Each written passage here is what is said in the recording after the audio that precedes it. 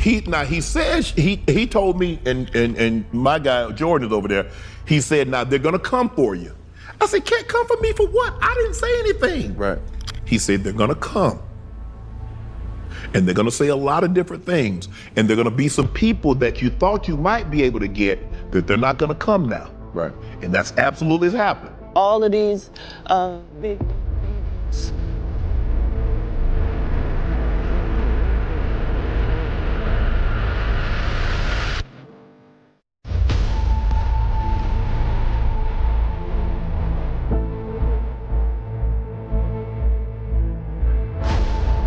Because I asked Sayed, I said, Katt once accused you of stealing a joke. Sayed said, I didn't steal the joke because the timeline doesn't match up. And I think he said something to the effect, if you look at how his joke ended, how mine ended. Katt came back, he refuted that. I want credibility. In January 2024, Shannon Sharpe did not expect to host the defining moment of his media career. Club Shay Shay was already doing well, but the Katt Williams interview elevated it into an entirely different category. It became the most watched podcast episode on YouTube. Not because of comedy, but because of confrontation. Katt Williams sat composed and spoke openly about people most comedians avoid challenging in public. Steve Harvey, D.L. Hughley, Cedric the Entertainer. Long-established names mentioned without hesitation. Shannon did not cut him off. He listened. Many viewers praised him for allowing the conversation to unfold naturally. Others criticized him for not pushing back. But there was something critical in that interview that many people missed. Katt Williams warned Shannon directly. He said once the episode went viral, powerful people would be offended. He said retaliation would not be loud, but quiet. He said doors would begin to close. Shannon laughed it off. The show was exploding. It felt like a clear victory. But success can be deceptive. Within weeks, the energy around Shannon Sharpe began to shift. Planned guests quietly backed out. Conversations stalled. People who once showed enthusiasm suddenly went silent. What looked like momentum on the surface started to feel like resistance behind the scenes. Slowly, Katt Williams' warning stopped sounding dramatic and started sounding precise. Months later, Shannon finally spoke about the fallout during an interview with Cam Newton. This time, he sounded confused and frustrated. He explained that he never viewed himself as a journalist. He described himself Club Shay Shay, yeah. I was trying to do something there that hadn't been done. I thought that I had figured out the algorithm mathematically, and I thought that I could show that. And when I wrote it out to kill the careers of the people I was talking about, right? But it was so vicious that I erased all of the knockout blows and just left the jabs so that the comic I'm talking about knows that I know your real story. I'm gonna tell this, but you know what else I know. So, yeah, I was... Do you want to tell any of those stories now? Well, I'm saying... Okay. Shannon made it clear that the backlash caught him off guard. He said celebrities were upset and that some allegedly discouraged others from appearing on his show. He also referenced rumors circulating about his personal life, including whispers about his sexuality. That seemed to hurt the most because it crossed the line from professional consequences into personal attacks. This is where the tension with Katt Williams becomes complicated. Shannon feels like he paid the price for someone else's words. He pointed out that he has hosted many guests who made claims that were later disputed. He mentioned Ricky Smiley as an example, noting that Katt himself later challenged those statements publicly. Shannon's defense is that he assumes guests with long careers are speaking from lived experience. Still, the question remains. Should Shannon have expected this outcome, or was he genuinely blindsided by how quickly the industry turned? It looks like Steve Harvey still hasn't forgiven Shannon Sharpe for giving Katt Williams a platform to diss him. So Steve Harvey was on the Pivot podcast earlier this week, and on the podcast, he called Shannon Sharpe disloyal and clickbaity in so many words. So Steve Harvey is still upset that the Katt Williams and Club Shay Shay interview did about 90 million views and counting. It's the most watched interview in YouTube history.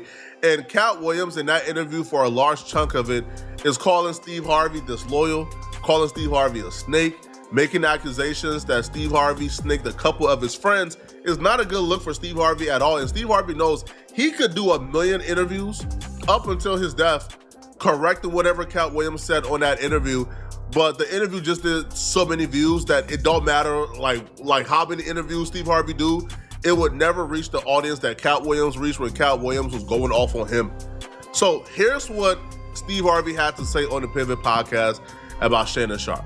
Y'all got a podcast and you're doing it brilliantly. Please don't stop doing the way you do. See, the problem with people is they get something that work and then they want to find something that work better. You ain't got to fix it if it ain't broke. See, I'm on radio for real. I have a real radio show. I have the #1 adult contemporary show, 25 to 54 in America. The Steve Harvey Morning Show. I'm at 112 markets. I got 9 million listeners. I'm controlled by FCC rules. The problem is, these people go get these podcasts who have no FCC rules to abide by. But you have to remember, even though you're on a podcast, you still got a brand. Yeah. And so you can't say what you want to say and expect to be relevant and not get canceled. You can't have a podcast and the way that you think you can make money is on clicks and views at the expense of others and not expect to have to pay the expense. You can't have a podcast and light me up and don't expect to get lit up. You can't have a podcast, let somebody come on your show and talk about your friends. So obviously that's a reference to Shannon Sharpe. Now he makes it more obvious later on by just outright saying Shannon Sharpe's name, but he's referring to what Katt Williams said about him on Shannon Sharpe's podcast. If you guys forgot, well, let me remind you what Katt Williams had to say about Steve Harvey on Club Shay Shay. The same Steve that went to...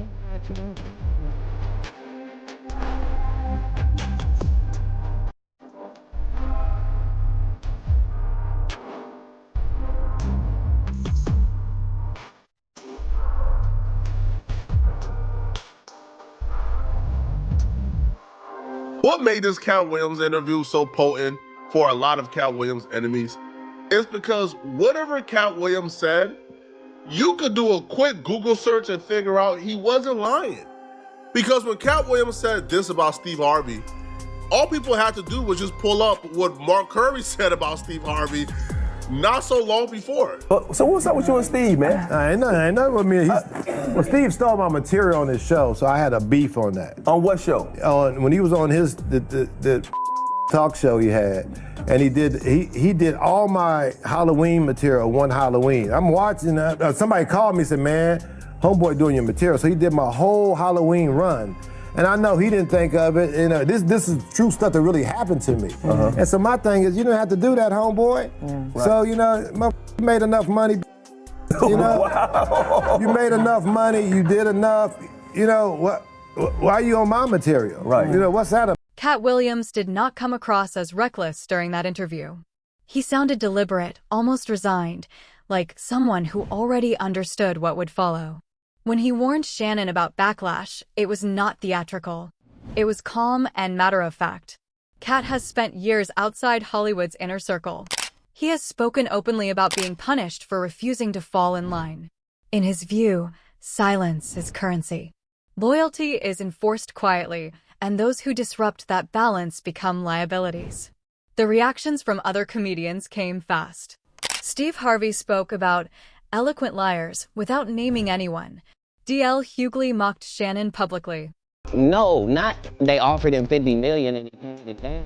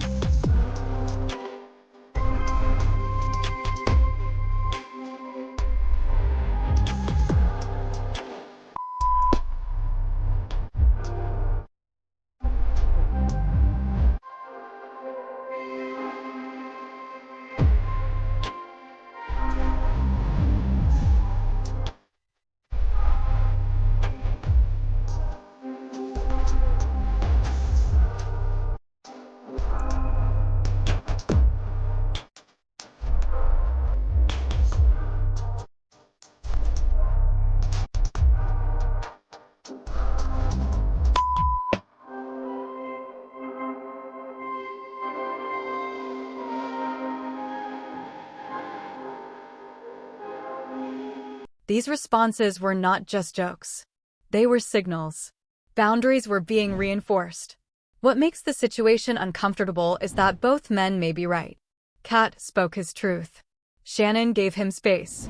But the industry does not respond to intentions. It responds to disruption. Once Club Shay Shay proved it could challenge long-standing narratives, it became something that needed to be controlled. Things grew more complicated when people began connecting dots that were never officially drawn. The original interview did not tie Shannon Sharpe to any larger scandals.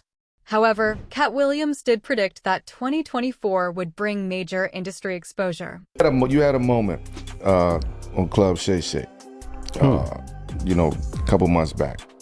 And that right there was a moment that kind of lifted, shot a shooting star for Shannon, right? And just that ecosystem of conversations. And you were very candid, but you were very peaceful while you're saying these things, right? A lot of kind of sound bites came out of that. That single moment to me, like I say, changed Shannon's whole conglomerate that he got going on. It brought more awareness and more attention. Maybe more biggest than interview of the year. That was one of the biggest ones, I would say. The biggest interview in YouTube history. So those aren't the same things. They're not the same things. Yeah. But even with that being said, I don't think he was ready for that moment. Like, how did that, from an outsider, how did that change his life at that moment? And how did that change your life at that moment? Not your life in general, but at that moment, how did life change? The interview had to go to somebody. If I know beforehand what I'm capable of delivering, then I also know to be judicious in who I'm picking to get that. If I know Katt, he's only comfortable if he got the drop on you when he come to get interviewed anyway, because he wants to make sure that you don't flip on him. But all Shannon was gonna get was a blessing, and that was all I was there to make sure that happened.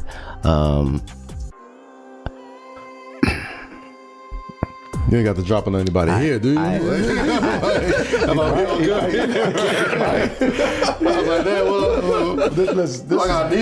no blessing. This is the blessing. This is the blessing part of those interviews, you know? This is the blessing part of that podcast. Right. Well, I'm saying in my personal business, you can either do the dirt or you can know the dirt. I'm one of the chosen high-ranked know the dirt individuals, right? And so dirt responds as they should when the vacuum walks in. Come on, are you a rapper? You rap on the side? Clearly, sir, yeah. No, I still rap currently. No, I'm saying currently. Yeah. But my point was that I came to deliver an interview having seen some of my competitors and peers get on that same court and do a performance that involved my name. And so once 6 or 7 of you have made this same violation, it's my job as the king to show up and chastise thee. This is my job. I'm supposed to come in and restore order because that's my position. The fact that it's ignored by the clowns because they're all in the same frat, comedically, like, that's all well and good. I don't care nothing about none of that. But the job still needs to be done. And if God lets me know it's a good time for that, that's how I'm going to write it up and deliver it. So I didn't know anything Shannon was going to say. I didn't know what questions he was going to ask. Like there was no conversation. Yeah. One reason this story continues to resurface is because it overlaps with a much larger pattern. People are increasingly noticing how industry silence, blacklisting, and rumor campaigns operate. The same name often floats in the background, not because it was directly mentioned in Shannon Sharpe's situation, but because Katt Williams pointed to a broader system during the original interview. Katt did not accuse. He predicted. He spoke about powerful figures who operate through influence, social leverage, and private gatherings where alliances are built. For years, stories about exclusive parties have circulated quietly. Invitations meant access. Attendance meant protection. Absence raised questions. None of this is officially documented. But the consistency of these stories is what keeps people talking. After the Club Shay Shay episode went viral and industry controversies unfolded throughout 2024, viewers began connecting timelines. They noticed that some of the people Katt hinted at had long histories of moving through the same private spaces. That does not imply guilt. It implies proximity to power. Shannon Sharpe never spoke about these gatherings. He never publicly connected himself to them. But once rumors take hold, they rarely distinguish between participation and proximity. Hosting a conversation that challenges powerful circles can be enough to pull someone into the same speculative orbit. That eye is powerful. Let me tell you something, man. Like, the fallout from that interview, it almost felt like prophecy for a lot of people. Like, it was my first time hearing those things. And I didn't do no Googles or wasn't really in social media or keeping up on any of that stuff. I look at it and be like, it felt like prophecy. Like, as the year went on, things that you said in that interview, headline after headline. You mean like Diddy going to jail or TD Jakes stepping down? Which one? I mean, it was all there. It was all there. And then, like, every time you see like hashtag Katt was right, Katt's right, they have the clip. I'm only trying to tell the truth. Where did you get a day though? Katt was right. I don't look at it like that. I don't own the information. I'm very firm that I'm on God's side. So consequently, it's never a problem trying to be humble.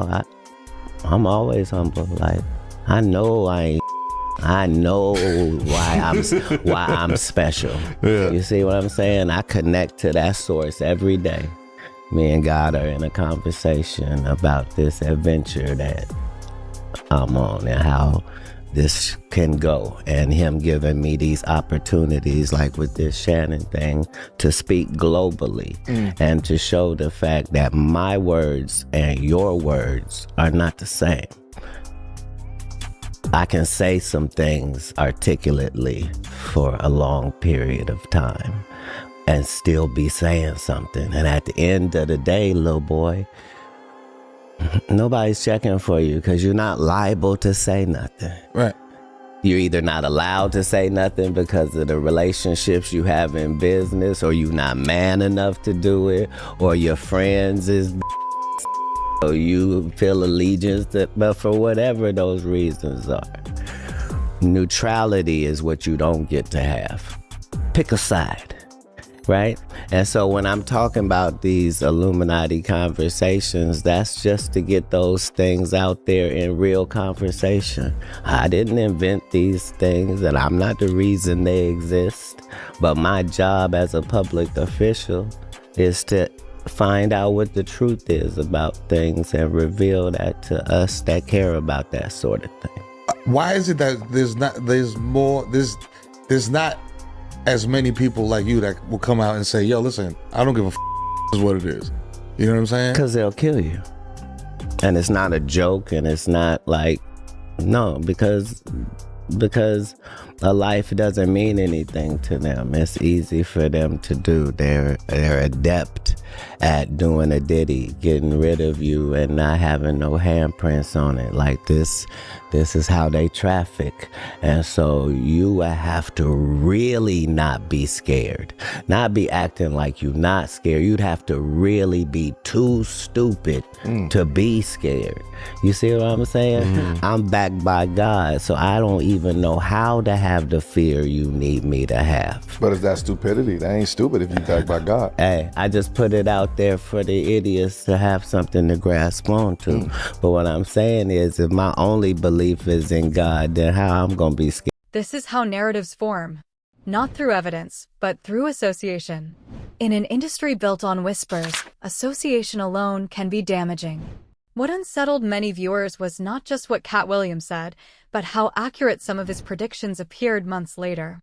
He spoke about exposure. He spoke about reckoning. He spoke about once untouchable figures facing scrutiny. When headlines began aligning with those themes in 2024, people returned to the interview and listened differently. That retroactive attention mattered. Suddenly, Shannon Sharpe was no longer just a host.